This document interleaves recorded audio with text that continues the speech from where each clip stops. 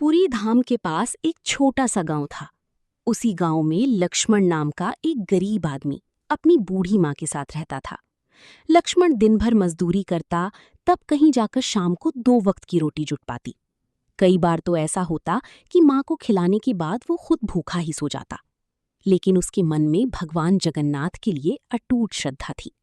हर सुबह वो हाथ जोड़कर कहता, प्रभु, मुझे भूखा रखना मंजूर है, लेकिन मेरी माँ के पेट में कभी आग मत लगने देना। एक दिन गांव में भयंकर बारिश शुरू हो गई। 3 दिन तक सूरज नहीं निकला। मजदूरी बंद हो गई। घर में रखा थोड़ा बहुत अनाज भी खत्म हो चुका था। बूढ़ी माँ कई घंटों से भूखी थी। उसकी आंखों में आंसू थे, लेकिन वो बेटे से कह रही थी, बेटा, चिंता मत कर, भगवान जगन्नाथ सब देख रहे हैं। लक्ष्मण का दिल टूट रहा था। उसने घर के कोने कोने में देखा, लेकिन खाने को एक दाना भी नहीं मिला। वो बारिश में भीगता हुआ बाहर निकला और जगन्नाथ मंदिर की ओर चल पड़ा। मंदिर पहुंचकर वो रो पड़ा। उसने हाथ जोड़कर कहा, हे प्रभु, मैंने कभी आपसे धन नहीं मांगा, लेकिन आज मेरी माँ भूखी है। अगर आज भी आपने मदद नहीं की तो उसकी सांसें रुक जाएंगी। मंदिर के पुजारी ने उसे देखा और बोले, बेटा, भगवान देर करते हैं, अंधेर नहीं, विश्वास रखो। लेकिन लक्ष्मण के पास अब उम्मीद भी खत्म होने लगी थी। वो भारी मन से घर लौट आया। रास्ते में उसे एक बूढ़ा साधु मिला।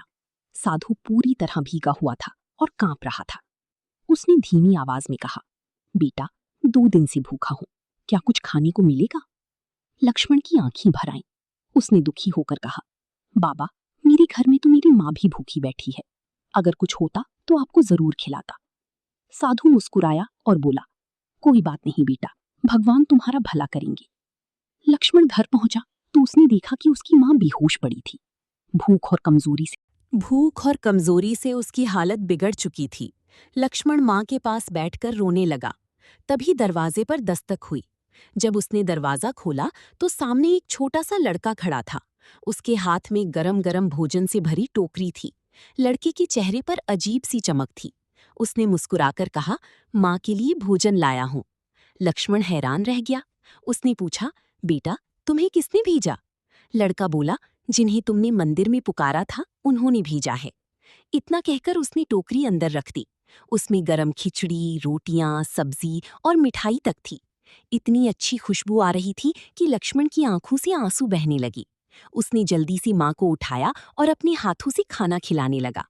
बूढ़ी माँ ने जैसे ही खिलाने लगा बूढ़ी माँ ने जैसे ही पहला निवाला खाया, उसकी बंद आंखों में चमक लौट आई। माँ कांपती आवाज में बोली, बेटा, ये भोजन किसी साधारण इंसान का नहीं लगता। इसमें भगवान का प्रसाद जैसा स्वाद है। लक्ष्मण तुरंत बाहर भागा ताकि उस लड़के को धन्यवाद कह सके, लेकिन बाहर कोई नहीं था।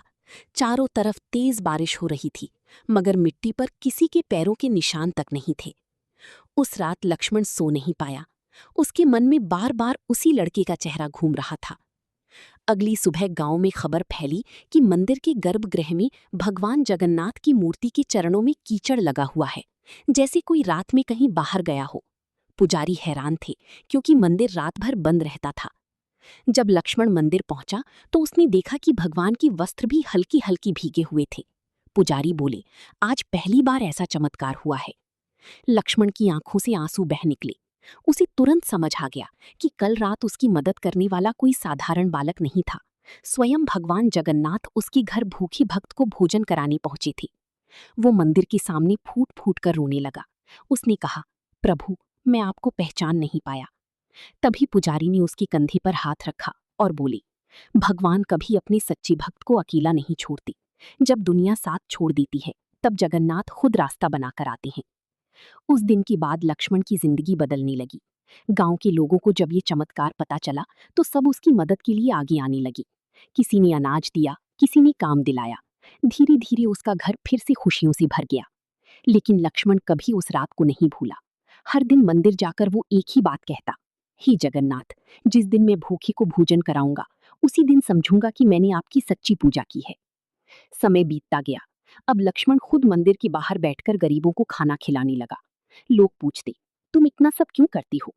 तब वो मुस्कुराकर सिर्फ इतना कहता, क्योंकि एक रात भगवान खुद भूखे इंसान के लिए भोजन लेकर आए थे। कहते हैं, आज भी पुरी धाम में जो सच्चे दिल से भगवान जगन्नाथ को पुकारता है, उसकी पुकार खाली नहीं जाती। कभी किसी इंसान के रूप में, कभी किसी बच्चे के रूप में, तो कभी किसी अजनबी के रूप में भगवान अपने भक्तों की मदद जरूर करते हैं। कहानी अच्छी लगी हो तो प्लीज़ इसे लाइक करके हमारा हौसला बढ़ाइए। और हाँ, ऐसे ही और कहानियाँ सुनने के लिए चैनल को सब्सक्राइब करना मत भूलिएगा। घंटी दबाइए ताकि अगली कहानी सीधे आप तक पहुँचे। तो मिलते हैं अगली कहानी में। धन्यवाद।